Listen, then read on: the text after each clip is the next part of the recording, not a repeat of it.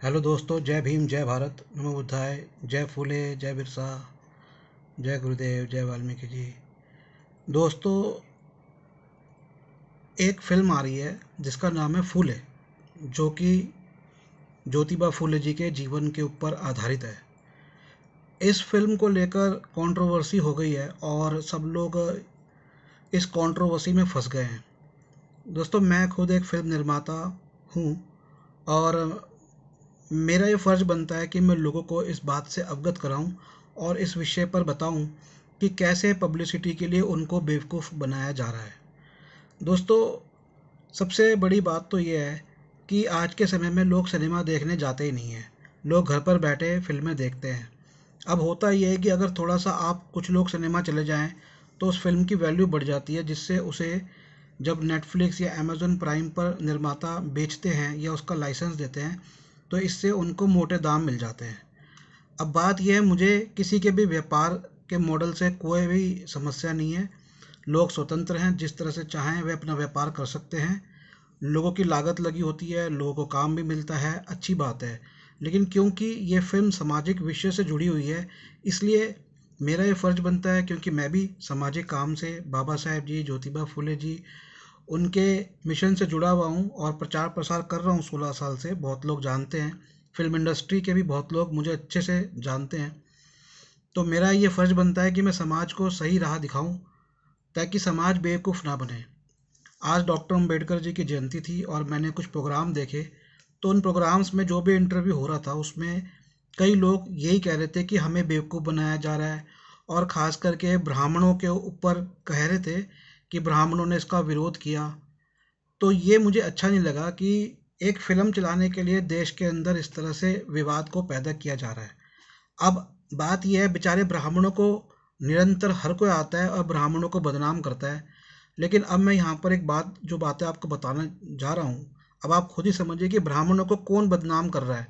ब्राह्मण बदनाम कर रहे हैं या फिर कोई और बदनाम कर रहा है। चलिए चर्चा करते हैं इस फिल्म के ऊपर। देखिए, इस फिल्म का सबसे पहले एक बात समझने की है। इस फिल्म के जो निर्माता और निर्देशक हैं, ठीक है, सबसे पहले मैं अनंत महादेवन की बात करता हूँ।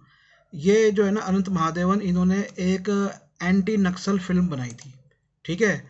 और वो जो एंटी नक्सल फिल्म थी, उसको लेके जो विचारधारा है, वो आरएसएस बीजेपी वाली जो विचारधारा है, वो बड़ी खुश हुई थी कि इन्होंने एंटी नक्सल फिल्म बनाई है। अब एंटी नक्सल फिल्म बनाई है, तो मैं ये पूछना चाहता हूँ अनंत महादेवन जी से कि आपने क्या आरोहण फिल्म श्याम बेनेगल जी की देखी है? जो देश के अंदर अगर कोई नक्सल मूवमेंट चली, तो उस नक्सल मूवमेंट का जो क्या कारण था? आपने प्रेमचंद जी को नहीं पढ़ा? अगर आप प्रेमचंद जी को पढ़ते ये, तो ऐसी फिल्म नहीं बनाते। जमीन किस तरह से नियंत्रण में आई जमींदारों के, और किस तरह से किसानों का, जो मजदूर किसान थे या जो छोटी भूमि वाले किसान थे, उनका किस तरह से जमींदारों ने शोषण किया, और नई सरकार में भी कैसे शोषण हुआ।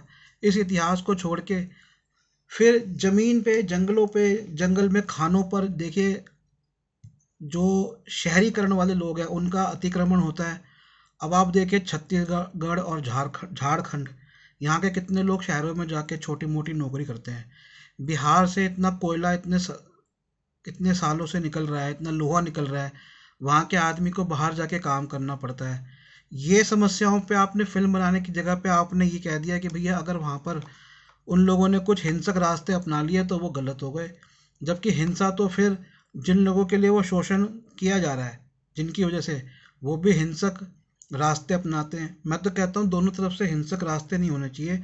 अगर उनको उनके जंगलों का सही मूल्य मिल जाता, अगर आप उनको सब कुछ देते जो कि जिसका फ़ायदा उनको मिलना चाहिए, तो वो ऐसा कदम नहीं उठाते। पर इन्होंने उस आइडियोलॉजी में जाकर वो फिल्म बनाई, रेड अलर्ट नाम की।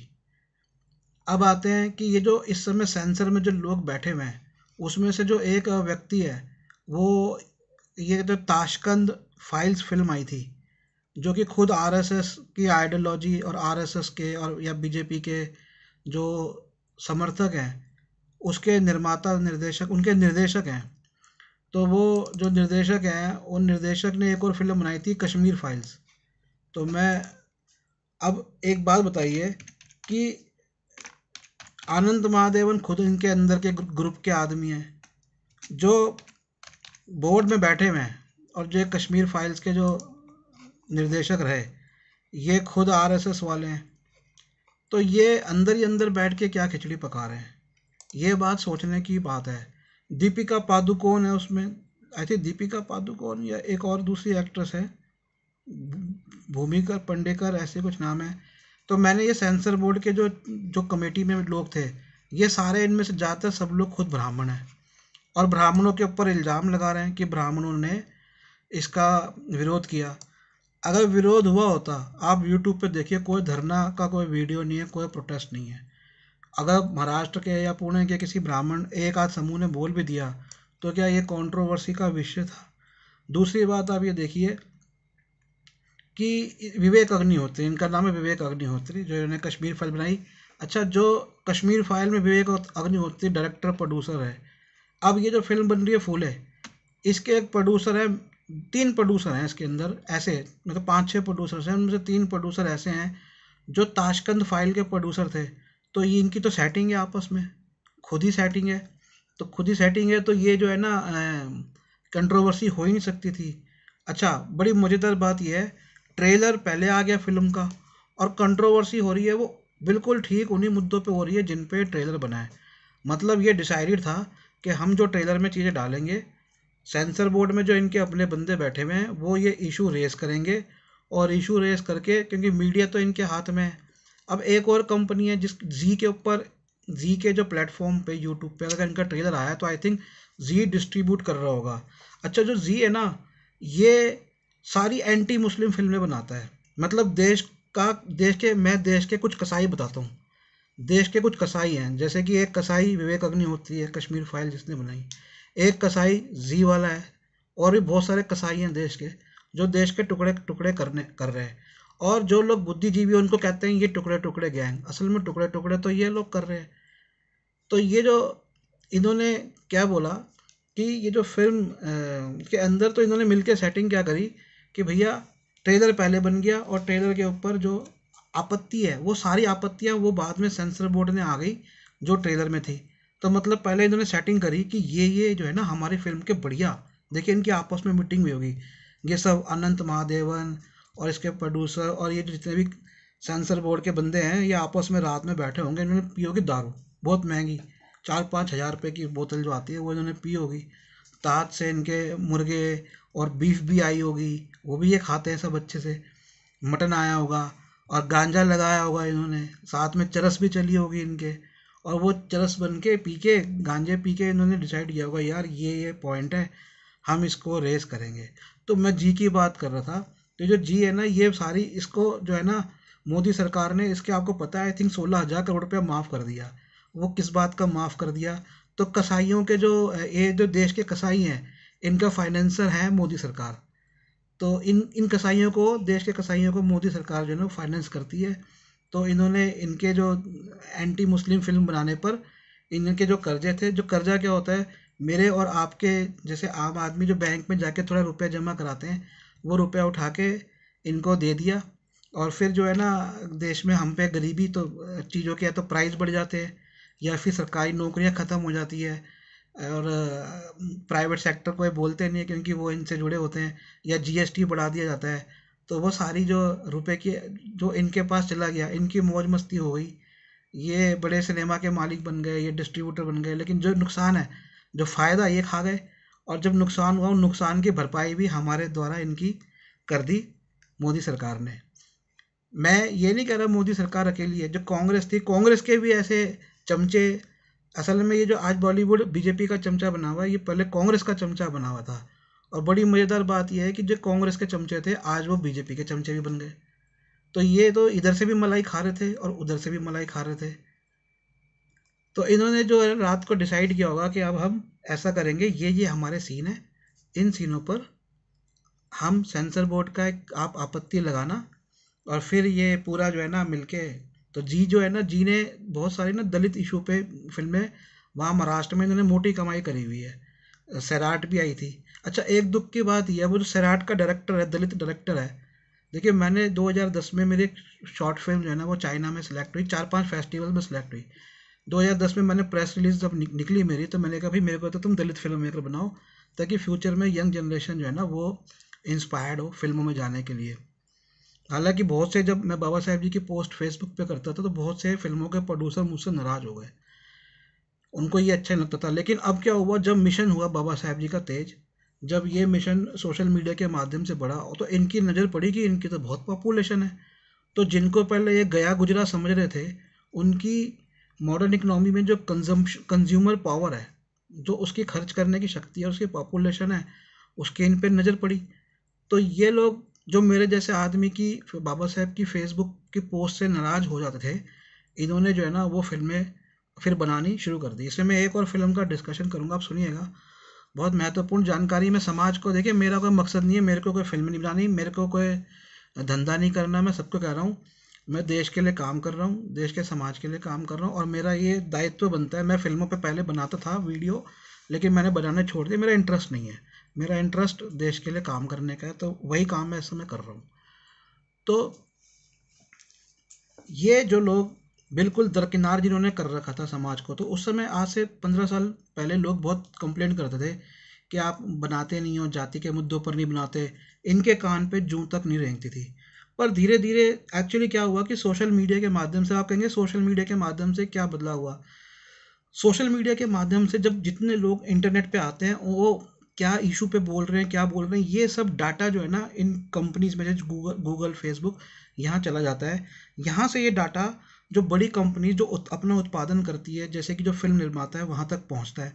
इसलिए आपने देखा होगा कि प्राइम के ऊपर भी कई ऐसे एपिसोड्स आए, नेटफ्लिक्स पे भी आ रहे हैं। ये उनको कोई ना सामाजिक मूवमेंट में कोई चाह नहीं है, उनको कोई मतलब नहीं है। वो सिर्फ डाटा उनके पास आ रहा है कि हाँ इनकी पॉपुलेशन बहुत है और इनकी कंजम्पशन पावर है। अब जैसे मान लीजिए आप कोई बात लिख रहे हैं फेसबुक पे, और वो जो बात है ना आप लिख रहे हो, और आपने अपने घर में अमेजोन प्राइम का सब्सक्रिप्शन ले लिया, या आपने नेटफ्लिक्स का सब्सक्रिप्शन ले लिया, तो वो उनको पता लग जाएगा कि ये ऐसी बातें करते हैं, और ये नेटफ्लिक्स का हमारा रेगुलर सब्सक्रिप्शन लेते हैं या अमेजन प्राइम का। तो आपकी कंजम्पशन, जो कंज्यूमर पावर है ना, कंज्यूमर बिहेवियर, वो उनको पता लग जाता है। वहाँ से वो फाइल्स जनरेट होती हैं, और फाइल जनरेट होकर ये लोग जो कंपनीज वाले हैं इनको बेचते हैं। बड़े निर्माता, वो चाहे फिल्म का उत्पादन कर रहे हो या किसी भी वस्तु का उत्पादन कर रहे हो, वहाँ तक ये जानकारी लेके जाते हैं। तो सोशल मीडिया के आने के बाद ही, और कुछ ये भी है कि क्योंकि लोग अब सोशल मीडिया के माध्यम से उन लोगों को बोलने का मौका मिला, तो उससे भी एक ओवरव्यू हो जाता है कि भाई पॉपुलेशन अच्छी है, और कंज्यूमर पावर है, खरीदारी करने की शक्ति है कि जाके वो फिल्म देख सकते हैं। तो एक बहाना भी मिल गया भाई, जातिगत जो है ना लड़ाई झगड़ा कराओ इसमें, तो फिल्म की टिकट बिकेगी। और कई मुद्दे हैं। अब देखिए एक और फिल्म आई है जाट, मतलब ये तो बड़ी, मतलब सन्नी देओल जो मेंबर ऑफ पार्लियामेंट रह चुके हैं, कितनी शर्म की बात है कि वो, और ये क्या नाम है, एक और है जो उसके अंदर एक्टर है, ये लोग मिलके जो है ना एक फिल्म लेके आते हैं जो कि जातिगत नाम के ऊपर है। तो आप, मतलब शर्म आनी चाहिए कि हम जाति के खिलाफ इस देश में लड़ रहे हैं, और आप जाति के नाम पर अगर सिनेमा बना रहे हो, तो आप, मतलब जाति अपने आप में एक जाति जो सिद्धांत है वो अपने आप में एंटी नेशनल सिद्धांत है। तो वो राष्ट्रद्रोही, राष्ट्र विद्रोही, या फिर राष्ट्र को खत्म करने वाला सिद्धांत है। जो सिद्धांत राष्ट्र को तोड़ने वाला एंटी नेशनल सिद्धांत है, उस पे फिल्म बन जाती है। उस पे सेंसर बोर्ड नहीं बोलता कि आपने जाति के नाम पे फिल्म क्यों बना रहे हो। फिल्म की पब्लिसिटी, और फिल्म में प्रमुख भूमिका में कौन है, जो मेंबर ऑफ, जो खुद मेंबर ऑफ पार्लियामेंट, उनके पिताजी मेंबर ऑफ पार्लियामेंट, उनकी माताजी मेंबर ऑफ पार्लियामेंट, और सत्ताधारी जो पार्टी है बीजेपी पार्टी, उससे वो मेंबर ऑफ पार्लियामेंट। तो मोदी जी किस मुंह से जो है ना बाबा साहेब जी पे भाषण देते हैं। अगर आपके मेंबर ऑफ पार्लियामेंट, आप बाबा साहेब जी पे मतलब इतना बोल रहे हो, और उसमें भी उनके भाषण में भी ये है कि भैया वो कांग्रेस का ही विरोध कर रहे हैं। बाबा साहेब जी की अगर आप आइडियोलॉजी, उनका सम्मान करते हो, तो आपको ऐसे जातिवादी फिल्मों को रिलीज नहीं करना चाहिए था। वहां तो सेंसर बोर्ड ने कुछ किया नहीं, क्यों नहीं किया? सेटिंग है,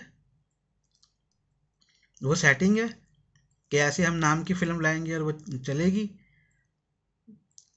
तो ये जो दोगलापन हो रहा है अब, इसमें क्या है, खास करके मेरे को बहुत दुख लगता है जब ऐसे किसी को बदनाम किया जाता है, किसी को जातिगत रूप से ब्राह्मणों को बदनाम किया जा रहा है इस फिल्म के द्वारा। और बड़ी ताज्जुब की बात है कि जो ये सेंसर बोर्ड में लोग बैठे हैं वो भी ब्राह्मण है, अनंत महादेवन भी ब्राह्मण है, फिल्म के निर्माता ब्राह्मण है, ये विवेक अग्निहोत्री जो सेंसर बोर्ड में है वो ब्राह्मण है, इनकी पत्नी ब्राह्मण है पल्लवी जोशी। ये सारे लोग ब्राह्मण मिलकर ब्राह्मणों को बदनाम कर रहे हैं। तो और जो भी दलित हैं, शेड्यूल कास्ट के लोग हैं, शेड्यूल ट्राइब के, ओबीसी के लोग हैं, जिनकी ज्योतिबा फूले जिसे उनको अपने उनके विचारक के रूप में देखते हैं। और क्योंकि बाबा साहेब जी से पहले ज्योतिबा फूले जी चला रहे थे मिशन को, जो जाति के विरुद्ध जो मिशन था वो ज्योतिबा फूले जी का था। और 28 नवंबर 1890 में उनका परिनिर्वाण हो जाता है, दुनिया छोड़ के शारीरिक रूप से चले जाते हैं। और उसके 6 महीने बाद ही बाबा साहेब जी जब पैदा होते हैं, आगे चल के वही मिशन चलाते हैं। तो ऐसी जो आस्था इतने मतलब 150-200 साल से जो जिन लोगों से जुड़ी हुई है, अब उनको लेके ऐसे आप भावना तो बहुत है, तो उस भावना का फ़ायदा आप उठा रहे हैं। और फ़ायदा उठाने में आप देखिए, ज्योतिबा फूले जी ने जो ब्राह्मणों में बदलाव लेकर आए, तो क्या ब्राह्मणों में ब्राह्मण बदलाव नहीं लेकर आए? ब्राह्मण एक समय था कि अंग्रेज़ों के साथ इसलिए काम नहीं करते थे कि उनको उनका मानना था कि अंग्रेज गाय का मीट खाते हैं, इसलिए कायस्थ काम करने लग गए ब्राह्मणों के साथ, अंग्रेज़ों के साथ। जब अंग्रेज़ों के साथ कायस्थ काम करने लग गए और कायस्थों की तरक्की हुई। अब बड़ी मज़ेदार बात यह है कि ये जो जितने भी कायस्थ थे, ये सारे भी आज बीजेपी और आरएसएस में गए हुए हैं।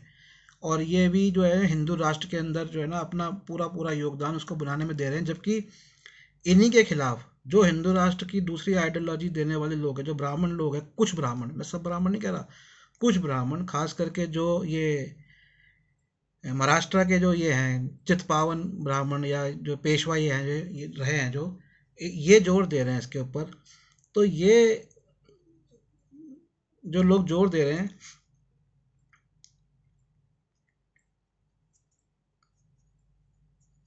तो इनको बाकी लोगों के बारे में नहीं सोचना चाहिए क्या? बाकी ब्राह्मणों के बारे में भी सोचना चाहिए कि ऐसा अगर हम बोलें तो बाकी जो लोग हैं उनके बारे में क्या होगा। खैर, मेरे ध्यान से उतर गया मैं क्या बात कह रहा था। तो मेन बात यह है कि अब ब्राह्मणों को इस तरह से, हाँ मैं ये कह रहा था कि ये जो लोग हैं ना, ये तो ये क्या हुआ कि जब अंग्रेज थे तो ये जो आरएसएस जो है ना, ये पूरा इन ब्राह्मणों के इन वर्गों द्वारा चलाया जा रहा है। तो जब यहाँ पर अंग्रेज थे तो कायस्थों को ये जो लोग थे कुछ ब्राह्मण, ये पहले बहुत बुरा भला बोलते थे।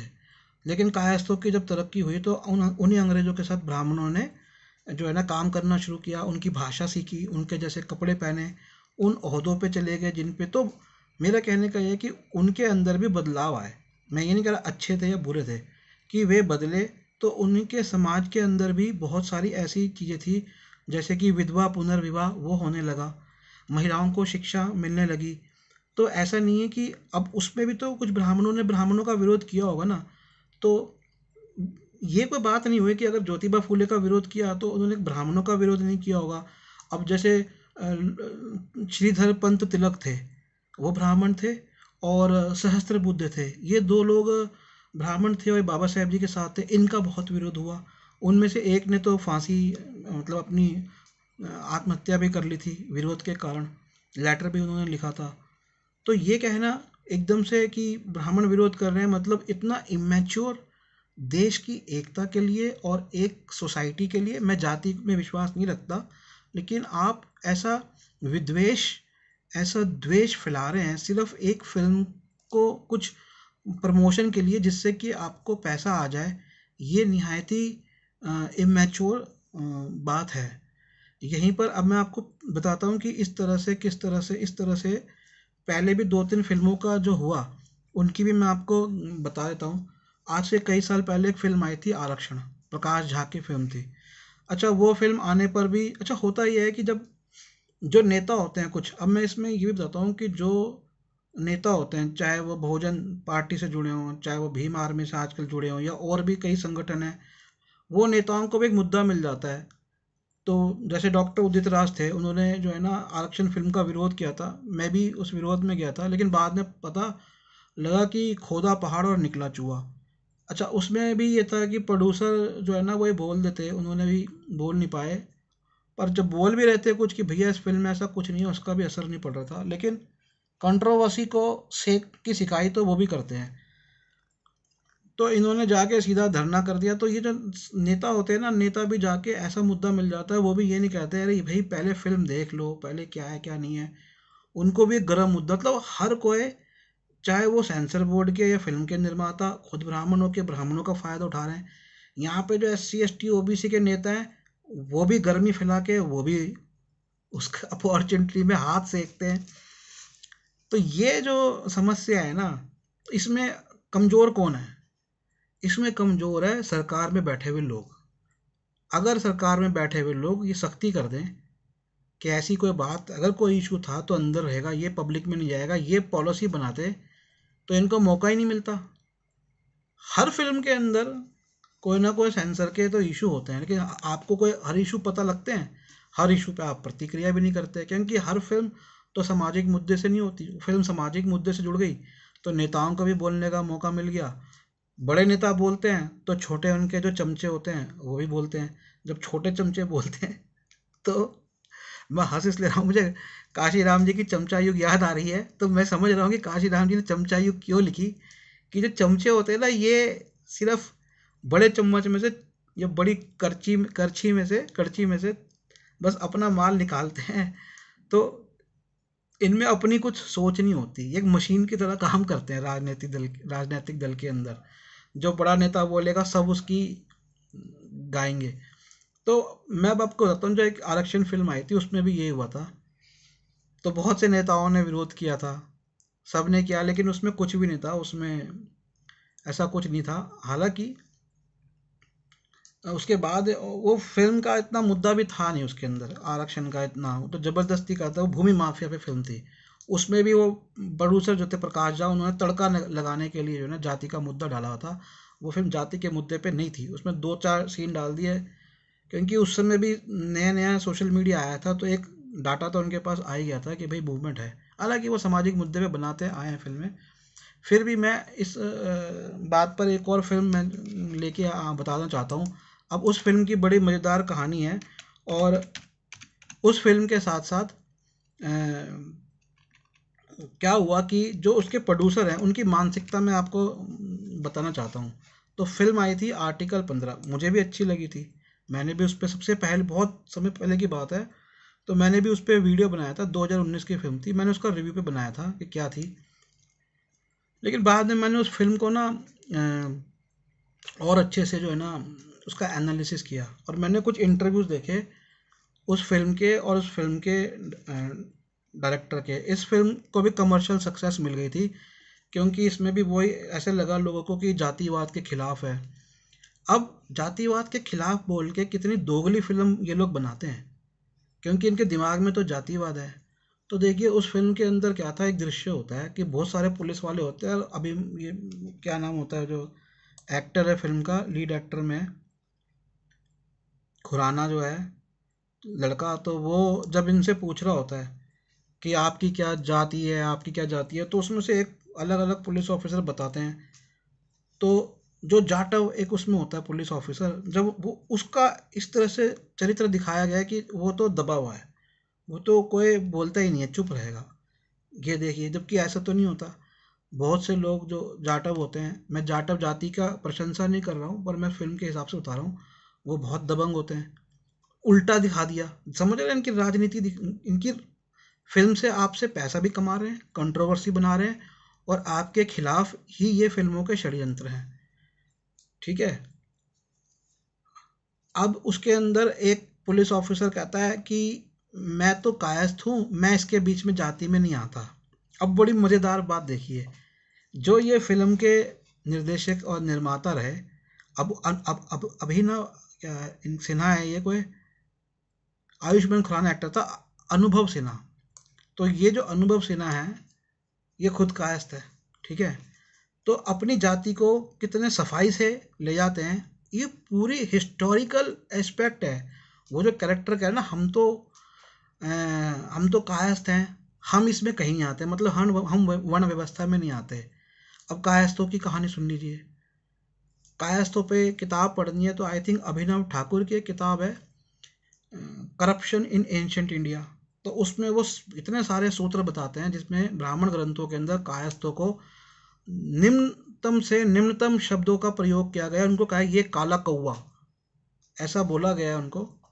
और उनको कभी भी जो है ना, इन्होंने, हालांकि उनके राजे रजवाड़े हुए हैं, बहुत से राजे रजवाड़े हर जाति के हुए हैं, लगभग हर जाति के हुए, तो तब भी उनको ना तो क्षत्रिय माना गया, ना उनके शिक्षा के स्तर पे उनको कोई ब्राह्मण के बराबर या ब्राह्मण माना गया। उनको हमेशा वर्ण व्यवस्था के अंदर शूद्र रखा गया। तो ये जो फिल्म के निर्माता हैं, ये अपने आप को कितने चालाकी से अपनी जाति बचा लेते हैं, और ये कहते हैं हम जाति के विरुद्ध जो है फिल्म बना रहे हैं। तो वो कहता है जी मैं तो कायस्थ हूँ, मैं इस वर्ण व्यवस्था में नहीं आता। तो मैं तो कहूँगा अनुभव, अब क्या नाम है इनका, अनुभव सिन्हा, आपका नाम है अनुभव, तो मुझे लगता नहीं कि आप, मुझे लगता है इनका अनुभव बहुत ज़्यादा है। तो जरा पुराने कोर्ट केसेस पढ़ के देखिए, जो मुल्ला करके जो किताब आती है लॉ की, फैमिली लॉ की, उसके अंदर पुरानी कोर्ट्स की साइटेशन है जिसमें कोर्ट ने कायस्थों को, मैं बता दूं, कायस्थ जैसे अमिताभ बच्चन है वो भी कायस्थ हैं, कायस्थों को शूद्र ही माना है। तो आपने अपनी फिल्म में बड़ी चालाकी से क्यों बोल दिया कि मैं तो इनके बीच में नहीं आता? अगर आप हिंदू धर्म मानते हैं उसमें तो आप शूद्र हैं, हिंदू धर्म में आपको बोलना चाहिए था मैं शूद्र में आता हूँ। अब उस फिल्म के अंदर एक और बड़ी मजेदार बताता हूँ, उसमें एक डायलॉग आता है कि कभी हम हरिजन बन जाते हैं, कभी हम बहुजन बन जाते हैं। तो सीधा जो जिसे बहुजन कहते हैं, S C S T O B C minority, जो एक पॉलिटिकल पावर बन के उभरा, सीधा आपने उसके ऊपर अटैक कर दिया। तो ये इनकी पॉलिटिकल चालाकी कि आप इन लोगों के नाम पे फिल्म बना रहे हैं, इन लोगों के नाम पे पैसा कमा रहे हैं, और इन लोगों को या तो जाटव इंस्पेक्टर की तरह दबावा दिखा रहे हैं। अच्छा, हीरो कौन है? आयुष्मान खुराना, वो ब्राह्मण हीरो है। वो ब्राह्मण हीरो बन के कहता है जी मैं तो नहीं मानता। बहुत से लोग नहीं मानते होंगे, लेकिन हमें पता है कि अगर ब्राह्मण वर्ग चाहे और एक दिन डिक्लेयर कर दे कि हम कोई वर्ण व्यवस्था, जाति व्यवस्था नहीं मानेंगे, तो वो उस दिन से देश में ये व्यवस्था खत्म होनी शुरू हो जाएगी। लेकिन वो जब शंकराचार्य बन रहे हैं, उन्होंने अपना एक स्थान, शंकराचार्य ब्राह्मण के अलावा कोई हिंदू नहीं बन सकता। इतने सारे मंदिर है वहाँ पर, जो उनका एंट्री है उसमें प्रतिद्वंदिता आ जाएगी तो वो बिजनेस पूजा पाठ का चला जाएगा। तो एक जो सिक्योरिटी है ना वो ख़त्म हो जाएगी, तो इसको वो करेंगे नहीं। हाँ, धीरे धीरे करके ग्रेजुअली देश में मुझे लगता है जातीय व्यवस्था खत्म हो रही है, और स्नेह स्नेह होगी, लोग समझदार बनेंगे। इस आधुनिक दुनिया में हमारे पास विचारों को रखने के और विचारों को समझने के, एक दूसरे को बहुत अच्छे अवसर और समय अब मिल रहा है। और अब का जो मानव है वो बहुत बुद्धिजीवी हो रहा है, तो ये समय बदलेगा। मैं किसी को ऊपर, किसी को बुरा नहीं कहना चाहता, मैंने तो बल्कि चिंता जाहिर करी है कि फिल्म के जरिए ब्राह्मणों को जो बदनाम किया जा रहा है, ये भी ना करो। ये क्यों आप कर रहे हो, क्यों आप विद्वेष फैला रहे हो? लेकिन साथ ही साथ दिमाग खोल के रखने की ज़रूरत है। तो ये आर्टिकल 15 के अंदर ऐसे कुछ जो बातें थी उस फिल्म को लेके मैंने आपको समझाई। देखिए, ज्योतिबा फूले जी के ऊपर एक फिल्म और भी पहले बनी है, और बाबा साहेब जी के जीते जी बनी है, आप देखेंगे। तो मैंने वो फिल्म नहीं देखी क्योंकि वो मराठी में है। तो महाराष्ट्र के जो प्रोड्यूसर्स हैं, मैं उनसे कहूँगा कि आप उसको हिंदी के अंदर और तमिल, गुजराती, मलयाली, इन भाषाओं में भी उनको उसको डब करें। आजकल फिल्म कलर हो जाती है तो उसको कलर करके दोबारा से बनाएं, क्योंकि वो फिल्म बाबा साहेब जी के समय बनी थी। ये जो नई फिल्म बन रही है इसे भी लोग देखने जाएं। आखिर मेहनत तो बहुत लोगों की है, लेकिन ये जो हुआ है ना, ये मुझे अच्छा नहीं लगता कि आपने ब्राह्मण हो और आप ब्राह्मणों को ही बदनाम कर रहे हो। और यहाँ पर जो S C S T O B C के लोग हैं वो बिना फिल्म देखे, एक तो बिना फिल्म देखे जो है ना वो बुरा बोलने लग गए ब्राह्मणों को भी, या सेंसर बोर्ड को। सेंसर बोर्ड में बैठे हैं जो प्रोड्यूसर हैं, ये एक ही लॉबी के लोग हैं, ये तो मिले हुए हैं। सेंसर बोर्ड को अलग से थोड़ी ना है, गवर्नमेंट के अंडर में होता है सेंसर बोर्ड। दूसरा, मुझे ये दुख होता है कि ये, अगर ये मूवमेंट में जो नेता बन गए हो आप, तो आप में ये अक्ल क्यों नहीं है? अगर आप नेता बन के बोल रहे हो तो आप में क्या अक्ल, क्या है? सामने वाला आपको बेवकूफ़ बना रहा है, आप बेवकूफ़ बन रहे हो, तो इसका मतलब आपने अपना होमवर्क नहीं किया।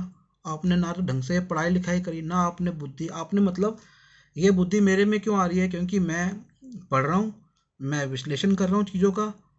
आप एक पार्टी के पदों पे आ जाते हो, लेकिन आप में ये क्षमता क्यों नहीं? क्योंकि आप ना पढ़ते हो, ना आप विश्लेषण करते हो, ना आप पढ़े लिखे लोगों से जुड़ते हो।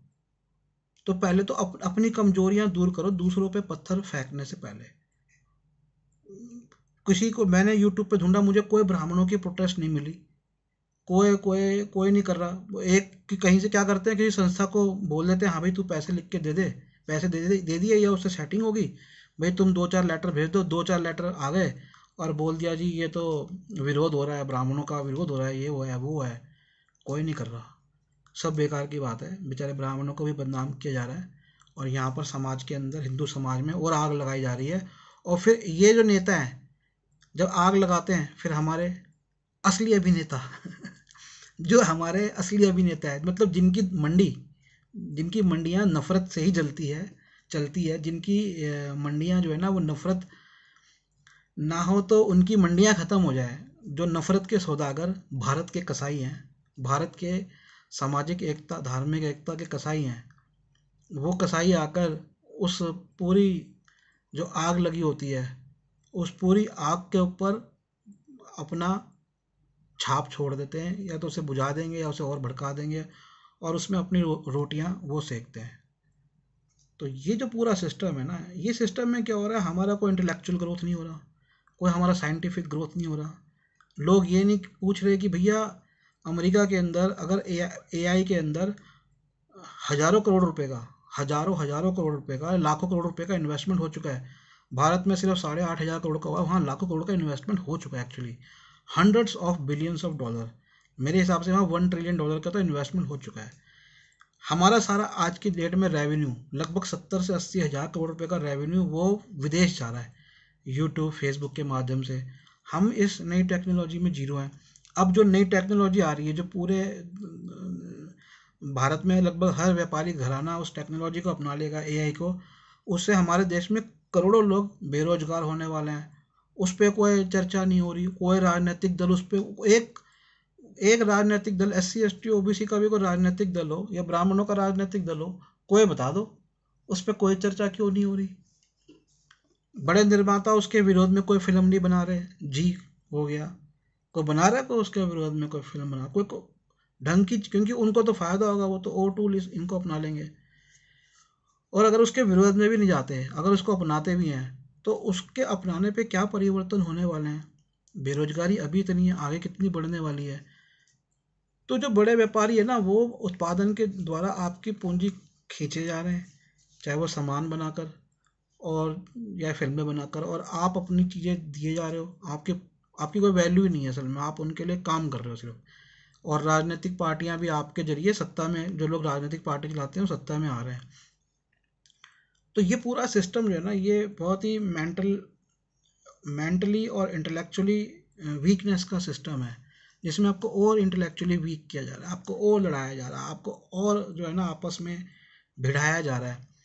और जैसे वो होते हैं ना कहानी कि दो बिल्लियों की लड़ाई में बंदर रोटी लेके चला गया, तो आप लड़ रहे हो, वो बंदर कह रहा है यूं आधी रोटी भाई तुम्हारी, आधी तुम्हारी, फिर वो और आधी करता है तुम्हारी, और आधी, तो एक निवाला भी आपको नहीं देता, वो ऐसा ले जाता है। ऐसी कहानी जो आपने सुनी होगी और सुन लीजिएगा या पढ़ लीजिएगा कहीं पे, पढ़ाई जो वो तो करते नहीं है सब।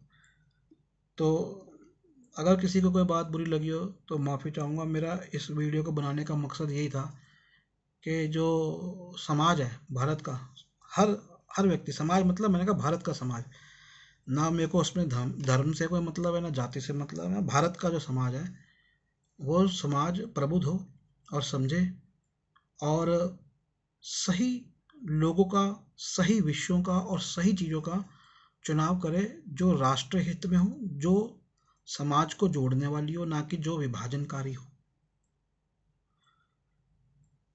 उम्मीद है कि आपको मेरी बातें अच्छी लगी होंगी और हमारे सामाजिक पुस्तकें हैं, वो पुस्तकें भी आप ले सकते हैं हमारी वेबसाइट पे nspmart.com, या फ़ोन कर सकते हैं। मैं आपको एक फ़ोन नंबर दे देता हूँ, खैर कोई बात नहीं, आप मेरे वो निखिल सबलानिया फ़ोन कर सकते हैं 8527533051, 8851188170। और हमारी वेबसाइट NSP मार्ट पर जाइए। ये वीडियो को उसके प्रचार के लिए नहीं है, बस ये है कि वीडियो बना है तो हम बता देते हैं ताकि लोग प्रबुद्ध हों, अच्छी पुस्तकें पढ़ें, समाज के को जोड़ने वाली पुस्तकें पढ़ें। जय भीम, जय भारत, नमो बुद्धाय सभी को। जय फूले।